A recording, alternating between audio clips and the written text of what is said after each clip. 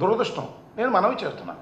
అలాంటి మాటలు మాట్లాడుతున్నాడు చంద్రబాబు నాయుడు గారి కుమారుడైనటువంటి నారా లోకేష్ గారు. ఈ విధంగా దుర్భాషలాడేటటువంటి కార్యక్రమాలు ఇవాళ చేస్తున్నారు. ఇక్కడ ఇంకో మాట చెప్పాలి. నారా లోకేష్ అంటాడు, ఆత్మలతో మాట్లాడంట జగన్మోహన్ రెడ్డి గారు. ఒక పిచ్చి పత్రిక, నీ పత్రిక, మీ నాన్న దయాదాక్షిణాలతో ఉన్న పత్రిక, పేరు చెప్పడానికి ఏం సందేహపడు. అసలు ఆంధ్రజ్యోతి ఏబిఎన్ రాధాకృష్ణ రాస్తాడు ఒక కథనం, పిచ్చి కథనం. జగన్మోహన్ రెడ్డి గారు ఆత్మలతో మాట్లాడారని మీరే రాంచుతారు. ఇవాళ మీరు ఆత్మలతో మాట్లాడి, ఏ ఆత్మతో మాట్లాడి సెట్ అయ్యారు? మేము మాట్లాడతాం ఆత్మలతో. ఆత్మలు మాకు చెబుతున్నాయి. 3 ఆత్మలు ఉన్నాయి. ఆ ఆత్మలు ఏం చెబుతున్నాయి తెలుసా? చంద్రబాబు నాయుడు అంత నీచుడు ఎవరు లేరు. ఒకటి, చంద్రబాబు నాయుడు అంత 420 ఎవరు లేరు. అంటే మీ నాన్నగారు అంత 420 ఎవరు లేరు అని 3 ఆత్మలు ఘోషిస్తున్నాయి. ఆయన ఒక ఆత్మ మీ తాతగారు ఎన్టీ రామారావు గారు, రెండవ ఆత్మ హరికృష్ణ గారు మీ మేనమామ, మీ మామగారి అన్న మేనమామ, ఆయన ఘోషిస్తున్నాడు. మీ బాబాయ్ నారా రామ్మూర్తి నాయుడు మా అన్నంత దుర్మార్గుడు, మా అన్నంత 420 ఎవరు లేరని ఆ 3 ఆత్మలు ఘోషిస్తున్నాయి. ఆయన దానికి సమాధానం చెప్పు నారా లోకేష్ గారు. ఇవాళ ఏదో అద్భుతంగా బ్రహ్మాండంగా నీకేం తెలుసు రాజకీయాలు? 90,000తో గెలిచావు, 80,000తో గెలిచావు, ఏదో గాలి వస్తే అనుకో కాసేపు. మొట్టమొదటి ఎక్కడి నుంచి వచ్చావే? దుడ్డిదో ఉండాలా నువ్వు? ఎమ్మెల్సీస్ నువ్వు మంత్రి కాలా? మళ్ళీ తుక్కుగా ఓడిపోయావు కదా మంగళగిరిలో కంటెస్ట్ చేస్తే.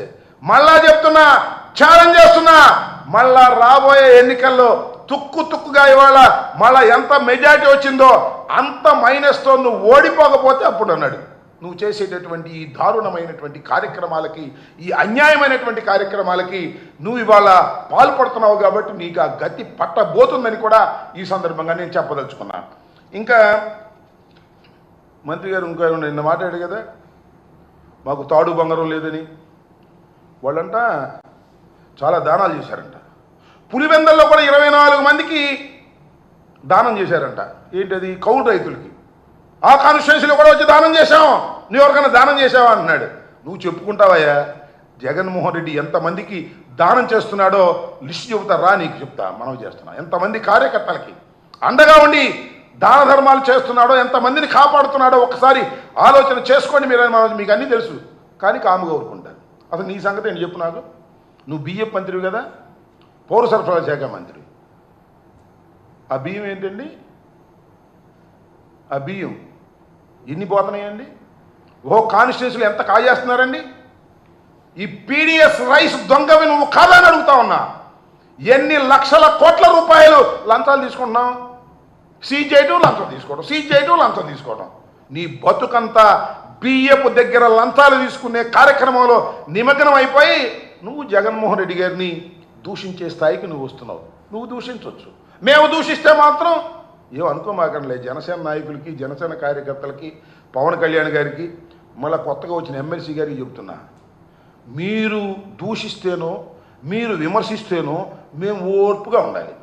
మేము ఏదన్నా మాట్లాడితే మాత్రం అరే ఏటి ఊరుకొని చెప్పులు తీస్తాం, పంచలు లాగుతాం, సన్నాసులు, ఎదవలు, సుంటలు అని మాట్లాడమాకండి.